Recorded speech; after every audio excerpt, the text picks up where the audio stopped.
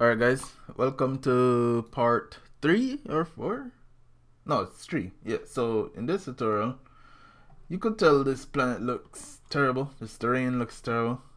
So what I want to do is to go from this to this.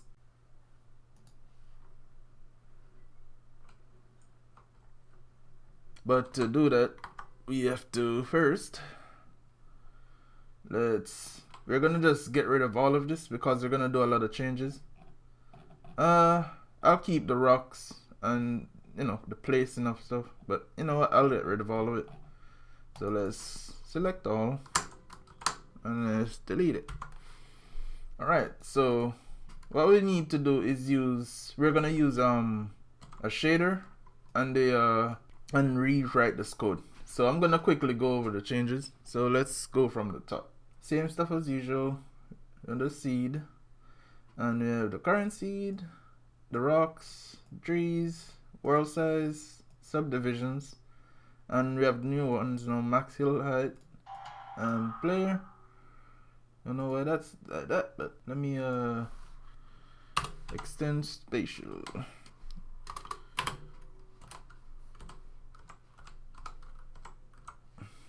Alright, and then player, house, terrain, call shape. So we're gonna create that in the scene. So let's do that real quick. So for this, we need a special shape for the terrain because they're gonna be generated on the fly. So what we have to do is use something called a height map shape. Well, we're gonna create that in the script. So let's go back here. Now here we create back the min max for the generation, but we do some fixes to it because it was just giving us like a certain area. So now we want it to be like half the world size because this is in world space. And when we use the world size to create the mesh, it's all local to the mesh. So it's from 0 to negative half of whatever this world size is. Hence why we cut it in half. And the cull margin is just so that the generation doesn't like spawn trees up in the sky off the edge of the land. Then we have line complete as usual, an offset for the player, and highest point. I don't really need to use this, so I'll leave that out. On ready, let's do some typing. We need to get the seed, so we say current seed equals data dot seed, and we hash it. Alright, then we could say seed equal to current seed, and now we're gonna create the generate land function. Let's pass that for now. So I'm gonna just pull back all the stuff we had before, the rocks and the generate rocks and the trees, house, and player. So let's do one at a time. Scrap the player first. Same as usual, but there's a few changes. Oh, we need to get that raycast into.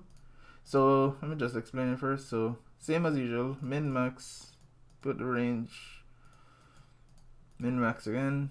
Then we put it up in the sky for the array to use it to get the final position. And then experiments, let's get rid of that. And we call this data now, so we say data that saves position, blah blah blah. If he has a save position, we put him back there. I think I changed the names for those, so I'll look back at it. Let me do it now. So data. Okay, I only call it position rotation. Create that raycast down before we continue. So what that does is just has a length, position, x, y, and z, minus the length. So that's where it's going towards. And then we say insert ray result position, and we pass it. And else we bring back the same position that we had before. Same as before, trees place, tree index, tree count, changes to data. I have a backup project just in case I mess stuff up. And then, yeah. And we get rocks, same as usual. Change inventory to rocks, data. And let me explain one of these because I'm going a bit fast. So we check for each tree count, the amount of trees we want to put in the game. Then we make a random position on the, sorry, not random, procedural position, because we set the seed.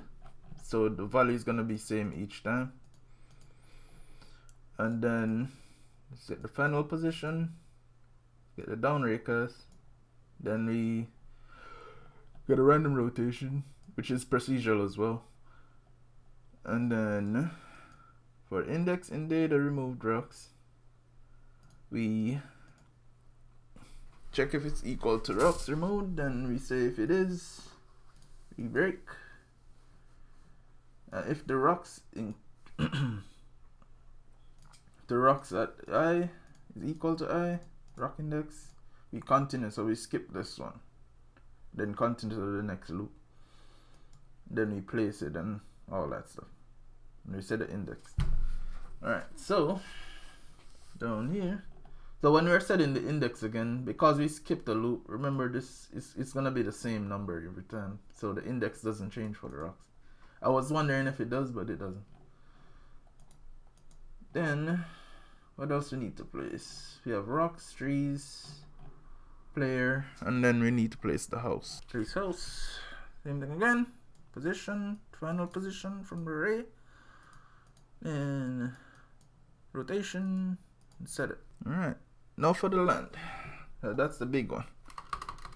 So what we're gonna need to do is create a noise texture. But the fun part about that is that it actually takes a seed as well. So when we pass the seed, the current seed to it, it's gonna, return the same thing again. So we need 3 different instances of stuff. So we need a noise texture. We need a noise, open simplex noise. So we put that into the noise texture. We're gonna need that for generating the collision. Then we have an array mesh, and then we have a plane mesh. So the array mesh is gonna take the plane mesh and put it into the array mesh. I'm not sure if that's redundant. I have more control of the array mesh, if I recall. But for like, if you want to have an LOD system, it's best to use an array mesh, obviously. You can control it. I'm not gonna do that in this tutorial series though. So now we set the plane mesh size to be the world size. Remember, that's gonna be from negative half the world size to positive half the world size. So that's why I had this thing dividing here. Alright, so now we have the open simplex noise, OS noise, changes to data and seed. Alright, so we create the seed, so that means the returned noise is gonna be the same each time. Then we set the period. That is like how high does each octave spike to. So let's bring this up a little bit. Could bring it that direction. Set it to 2, just for examining with it. And the octaves is how much hills you're gonna see, how much generation of hills.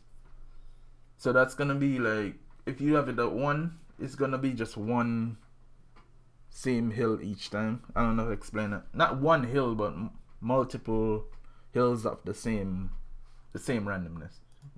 So with 2 now, you're basically gonna have like lower hills sometimes. You know what I mean? And persistence is how much the hills change each random generation through the octaves. So it gets smaller and smaller. So that will make for smaller hills. Lucanarity is, I think, how smooth it is. I'm not sure. I think that's the default value. Alright, so let's get the image from the noise. You're gonna need that to send to the texture. So noise texture, create from image. This one. Then we go the array mesh, add surface from arrays. We set the mesh type to triangles. Use the plane mesh, and we get surface arrays at 0. Then we set the terrain to have the array mesh. So what we're doing here is we're gonna use a shader to animate to do the height. So we're gonna use these for the shaders. And here we go. Now we're passing that to the shader. So we get active material, shader. We're gonna create these in the shader. Max hill, max height. So hills is the noise texture that we're passing to it, and then max height is the max height that we have. Where is it? Where did I put it? Where are you? Here you are. Max height. So we need to probably change this to a higher number. Let's set it to 50 by default. Scroll down. Now here's where we set the collision shape. So we're creating that height map shape that I showed you before. We set the map width and map height. This was an experiment right here. Don't worry about that. And then we set the array that we're gonna loop. We're gonna loop over that image and get all the points to send to this height map. So first we have to lock the image. This allows us to edit it and read it and get things from it. So what is going on here? Highest point. Oh, I remember that. Can get rid of this. That was the experiment I was talking about. So start at 0. Yep, no, we don't need that either. And don't need this either. Alright. So we created double for loop. Check the image height, image width. Get the pixel from this whatever area we're at on the image times the max hill height, then append the array and then unlock the image. Oops.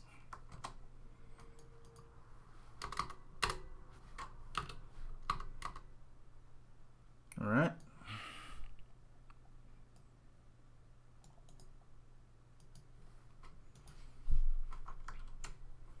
Then we set the height map shape to match the data to the array. Then we tell the collision shape, that's this shape up here, to use that shape. And then we say land complete. So now let's go in the run the process function. Process. Generate trees, generate the rocks, place the player, place the house. And I could set process to false actually. This isn't recommended. I keep doing it, but because if you want to expand, you're gonna forget that this thing is actually a part of the terrain, a part of the main, I mean. So I'm actually stopping this from running, which is weird because this still runs. Oh well. I think it's local, so let's just leave it as is. If it freezes, I know what it is. Alright, so let's go to the terrain. We're gonna create a shader material. So go to material override, new shader material, click on them, new shader, shader type spatial, and we need some colors. So uniform, we're gonna just use one color. We need the hills and the max height. We need the vertex height. We need that to be a varying. This means I could bring it between two different functions in the shader. And then we have another uniform to scale the texture. So those we'll mess with in the editor. So first you create the vertex. So void vertex. Oops. I'm so used to doing that. Then what we're gonna do here is we're gonna get the image from the hills. Oh, I didn't put the hills in. There it is. So a sampler is a texture. So that's the texture we're gonna change. So we get the hills and apply it from its UVR coordinates and get its RGB. Remember, that's just the noise texture we're getting. Then for Y, we set the image.R. Because since it's a grayscale texture, it doesn't matter if you use RG or B. It's all the same number. Times the hill's max height. And then we say vertex height, vertex Y. So I put it here. So we're gonna use that. We could use it for something. Then we need to update normals. So this code I had problem finding. So what it basically does is takes the texture. Let me see where it is. The vertex, I mean. It uses the vertex like it's Y and X to determine its Z, I'm pretty sure. So it's like an offset of the last value. So offset it by this amount. Now we create a fragment shader.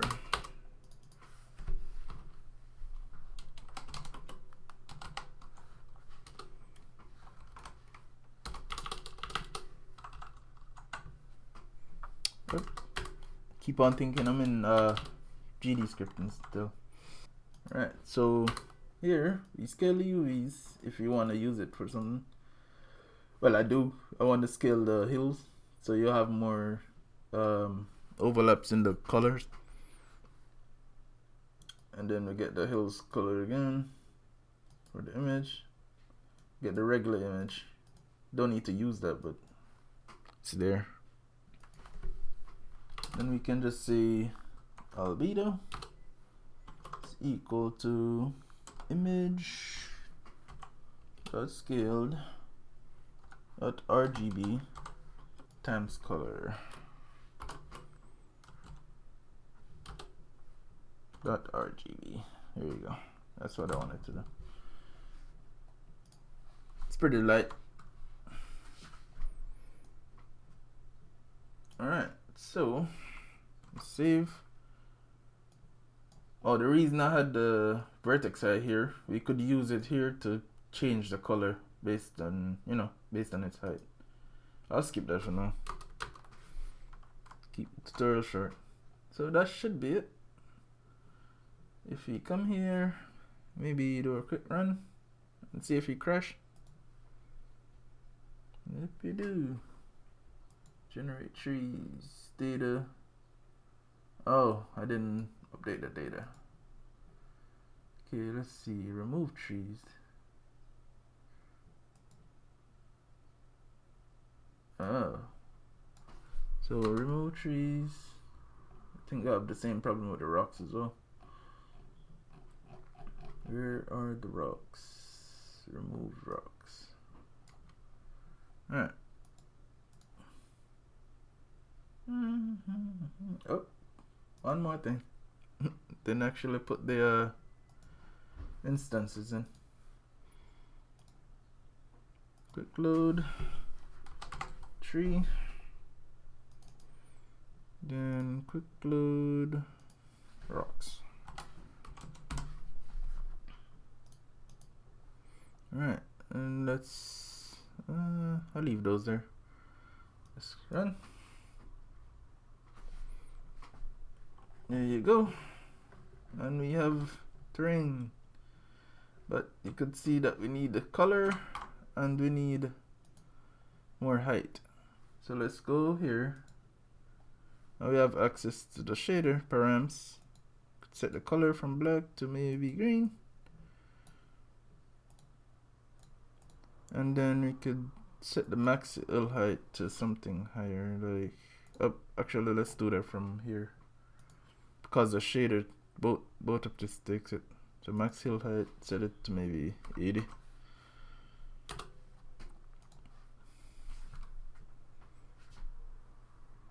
There you go. Now we have terrain. So now let's scale the UVs and see what happens. I could do it from the editor over here, but like to show it, I would have to change the terrain type, but I don't want to do that right now. Or I could. Let's go here, scale UVs. Let's set it to maybe 10. Let's run that again. There you go. Now we have more of the gram showing up everywhere.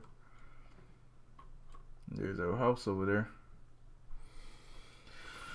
Alright, that should be the end of this. And the low resolution as well. Can mess with that. Let's go back to here. Let's see, here is it, subdivisions. Let's change this to 200. So the level will be a lot smoother. There you go. You can see no more ragged edges. So I won't go over LOD system because it's if you look here, it's debug. Actually, show collision shapes. I don't think I'm talking about collision. I'm talking about the mesh itself. How much vertices is there? So this is different.